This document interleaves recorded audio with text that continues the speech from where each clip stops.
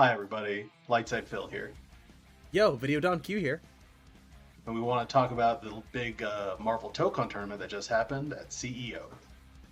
So first and foremost, great tournament, super fun to watch, a lot of interesting things, and Tokon had a really great top eight, with us kind of like learning a lot more about how the game needs to be played at the higher levels. So we want to chat about a little bit of that and some of the characters. And first thing we kind of want to hit here is just the fact that there was a lot of Spider-Man to start with, and a lot of like diversity past that point out of the roster. We got, I think, like 11 out of the 20 characters were in top eight. Yeah, I have a full spread here. Shout out to Soulless Soul, but they made this graph. They're super goated. From top to bottom, we had 8 Spider-Man players. We had 6 Blades. We had 5 Magnetos. We had 3 Magics. We had 2 Green Goblins, 2 Storms. And then for just like, solo reps, we had Shuri, Penny, Robbie, Carnage, Deadpool, and not listed on this, but also super important is Wolverine. Okay. So what we're seeing is Spider-Man, which was no exception to the surprise here of everyone kind of going like, Spider-Man's very good. Spider-Man has a lot of movement. Spider-Man has a lot of mix. Spider-Man has good loopable damage in the corners, so you can do special to special very consistently and output your damage very high. And kind of has controllable pressure at different points where they can choose to zip in, get an overhead, or trying to take part of the meta for you. So that Blade probably more known for the third expansion assist is kind of something where it allows you a lot of block stun, a lot of hit confirmability on an errant projectile. Magneto is used mainly as the third assist for the upwards projectile that had a lot of hit stun once again, very easy to hit confirm, good at controlling space because it's such a large projectile. And then everything else was kind of generally good. Now the winner of the tournament was Sonic Fox, and Sonic Fox made a losers run all the way through top eight, and did it with what we saw as just an incredibly devious Green Goblin set of gameplay. And this is kind of showing some of the points that this game is about kind of two facets: getting the first really recognizable mix-up state, and then trying to do that as many times as possible afterwards. And Green Goblin being one of the most devious sets of mix-up inside of these situations, where if you can tag to Green Goblin off of an assist call or off of a different piece of pressure, and you're able to set up Goblin's glider before they leave block stun, or if you're able to get Oki with a bomb with glider, you're in a really powerful neutral situation for Goblin, because your high-low mix there is really strong. Yeah, one of the big things that I liked overall about the representation that we saw, especially on that list, right? Spider-Man was a movement character. And if you look at it like from top to bottom, you have the movement character, the disruption, the characters that you would have for the assist, and then you had the mix monsters on the bottom of this list.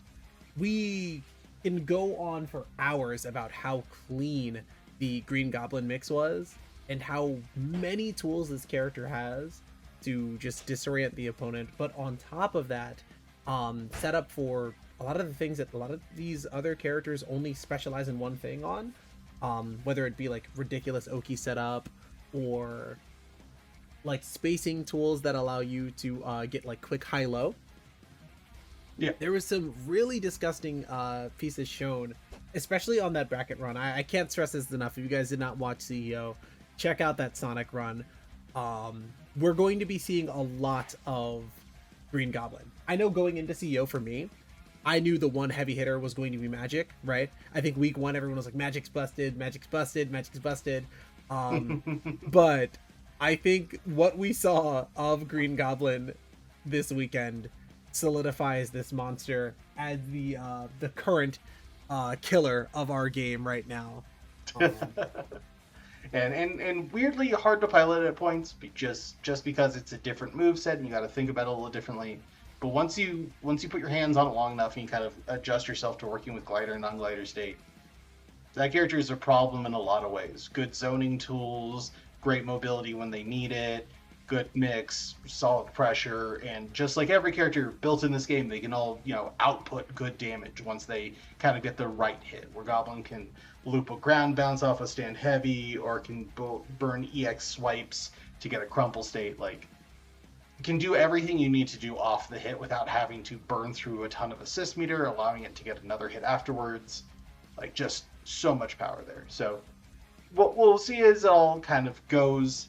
But what next is kind of like some of the other fun things of the term is we're paying a lot of attention to cross counter. And cross counter was a thing that very often broke by players, and in some situations, when a player would break it, there would be less advantage taken than we would expect. And we're starting to see some really cool tech coming out from people, stuff like Cloud 805 here, who has come up with a list of kind of important things to know in these tournament plays. And one of them is the fact that anytime you counter break or you cross counter break and you get that perfect timing, you can then set up kind of a assist plus tag call situation where you could be like, if your point character is Blade, let's say your side character is Spider-Man, if I was doing stuff, you cross counter me, I counter it, I could then set up swipes with Blade, uppercut with medium, and then I could instantly tag into Spider-Man, who was the perfect counter to the cross counter. Because of that, I now then get a full mix-up situation that covers like back tech roll with all these big sword slashes against my opponent. And that makes it fundamentally really hard to interact with because you can't wake up counter it, because Spider-Man just needs to not press a button to punish your counter because Blade's the one attacking. And if you do block it, Spider-Man has a strong opportunity to run mix on you very controlled and very safely. And that is just like really fundamentally powerful in a game like this, where you can kind of buy a free turn or two. All you really need is a turn or two to have those 50-50s work. And Spider-Man's mix of stand heavy before second hit, EX cancel low, or let the overhead hit is a really fundamentally hard to interact with mix-up. So the more opportunities you can buy Spider-Man that, the better it's going to be. The same thing with Goblin of like, hey, I'm going to do jab, jab, glider low, or just instant glider low is, just not easy to see. Yeah, but one of the other aspects of this is that we saw players like understand this, right? It's hard to set up with Green Goblin in certain situations. So we saw them use Green Goblin as their shooter, right? We saw people tag in from a mobility character or from a situation where there's a lot of like visual clutter on the screen into Green Goblin to run that game plan for free. Yep. And it was super interesting to see. That was honestly one of the big reasons, outside of having a huge uppercut, that Spider-Man was played as often as they were. Yep. Like, Spider-Man's also got a great anti-air assist. Like, hits a lot of spaces, hits behind, has a lot of hits done. Hits low the ground with invincibility, so the invincibility property of it's really useful, because it means that when you're expecting your opponent to pressure, you can do this to control space and really get yourself in a good situation. Another thing, just to call it out for everyone, is what we're starting to see now as well, is some really clever options for assist calls, knowing that certain defensive aspects of the game are really strong. So, assemble counter, frame one counter, interacts with everything pretty good. Doesn't interact great with assists, though.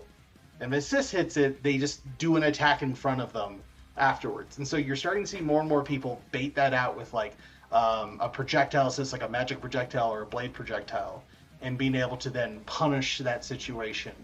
And that is like another big call out here to everyone learning to play the game, is knowing that you need to be actively using neutral called assists a lot in this game. It's one of the highest power points of the game, is gets you more and more clutter on the screen, more projectiles, more control without using your assemble gauge. And that is fundamentally one of the best ways of like generating advantage for yourself.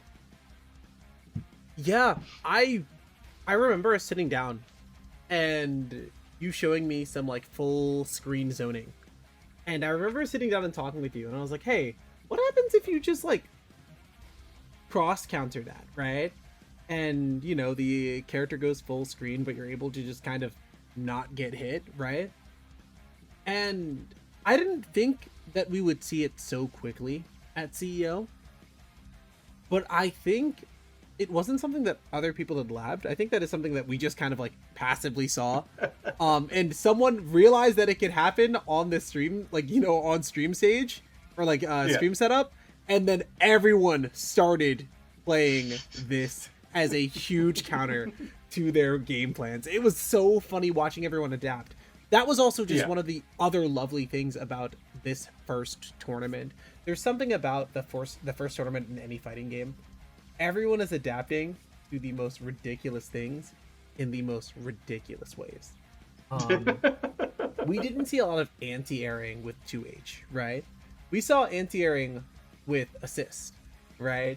Everyone stayed pretty grounded unless you were playing a mobility character that could throw themselves on the side or like the other side of the screen and then cover that with an assist on the ground, Yeah. What we're starting to see, and as you just said, we're starting to see like the beginning of the Renaissance, right?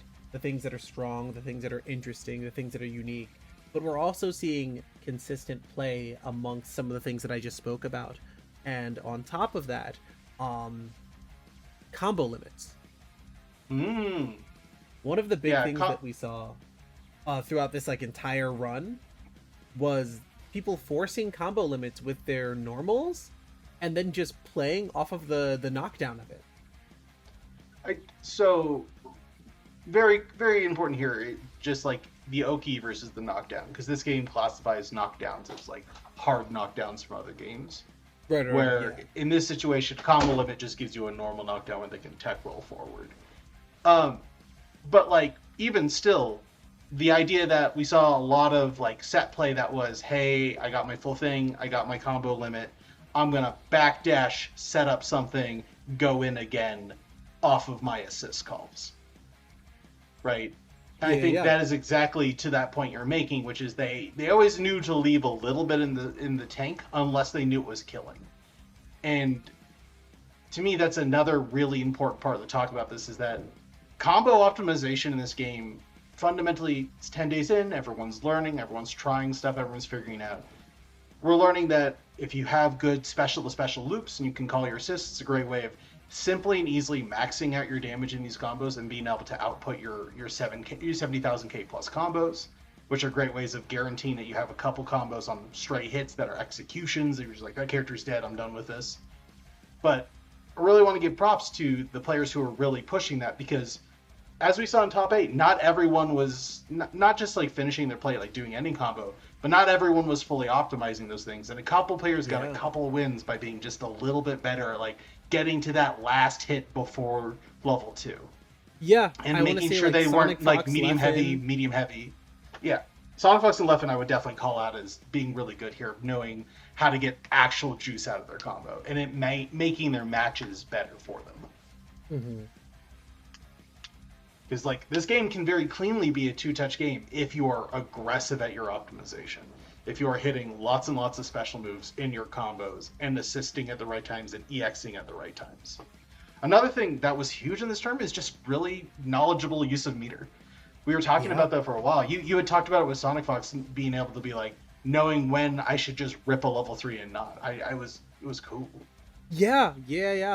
We were talking about how this game is super reliant on the concept of the use of EXs.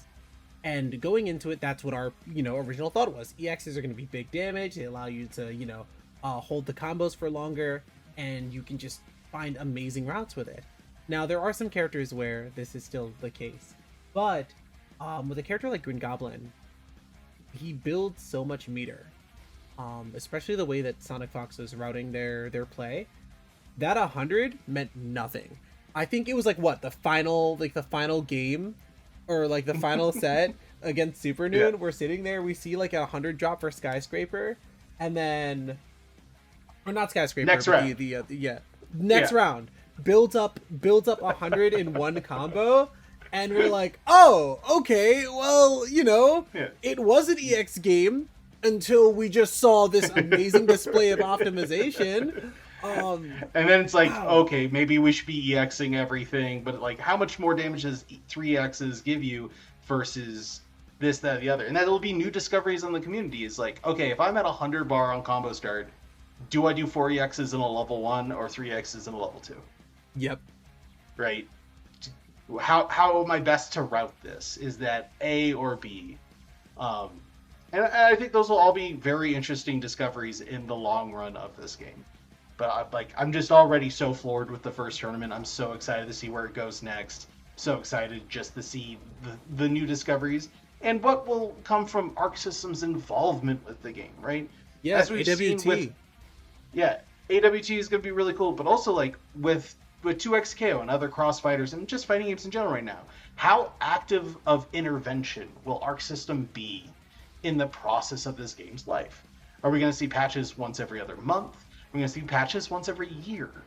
Right? Like all of that is going to really change the flow of how this game is appreciated by its community and how it's perceived by its community, because there's always good and bad on any of those patch notes. For sure. It's very rare that you have a perfect patch note, but like I'm really excited for them to take a look at it, because certain strategies are going to be really strong right now. And do they want other strategies to gain strength? Do they want to improve zoning? Do they want to reduce how devastating mix can be on certain characters versus others? Do they want to make throws more dangerous? Because currently, command throws are very undangerous, And as we saw, lastly, very low use. yeah. And lastly, is it too early to make any of these decisions? It's only been 2 weeks, 100%. That's a great point. We are seeing a lot of rock paper scissors with cross counter. We're seeing a lot of like random team comps that are built specifically to get one character in and blow you up with the big damage. Is this how the game is wished to be played? And if so, do these characters count as issues yet? Are the defense aspects of the game strong enough to keep you alive during these situations? There's so many questions to be had, and it really is like the ball is in our court as players to sit and lab and figure it out, but the ball is also in Arc System Works' hands right now, when it comes to the concept of watching and being like, this is really dope, can we push the game in this direction? Personally, out of everything that I saw in this event, I think I love where the game is right now. Yeah, I'm very, very happy with the game currently. I'm always going to be a person who wants a little thing here and a little thing there. That's just the way I live my life. But Yeah, for sure. I'm still can't not be more than smiles staring at this game and watching all these Marvel characters absolutely wreck shop on each other. Yeah. So yeah, cool. Yeah. So cool. I want to call out one note. If anyone's going to go back and look through those VODs, though, you got to go watch both Chaos and Fenridi doing the instant Robbie down chain to assist call overhead mix. That is diabolical, and I appreciate so much for them teaching me about it. That stuff is nasty work. I think Blue Sky was the only Robbie that didn't like mess with it too crazy, but had like a pretty standard approach to the concept of like Rekka into like a gas, which isn't bad at all. It's just a different flavor. But yeah, that instant overhead is so gross. physically recoiled when it happened. Like fully pulled back in my chair, went like, wait a moment, what just happened there? So yeah, I don't have anything else to say about CEO. So hopefully you enjoyed the time, and we'll see you in the next one. Yeah, thank you guys so much for watching, and when the next event comes through, please come back to listen to us yap about the next one. Begin the new yap sesh all over again. Have a great day, y'all. Peace.